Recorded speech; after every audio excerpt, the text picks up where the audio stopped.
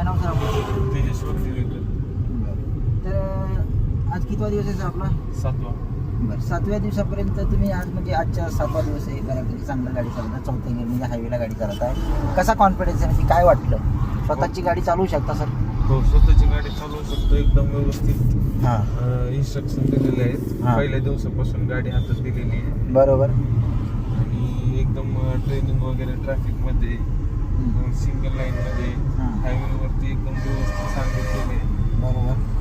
परत basic class पण घेतलेला आहे गिअरचा, आरशांचा, स्टेरिंगचा.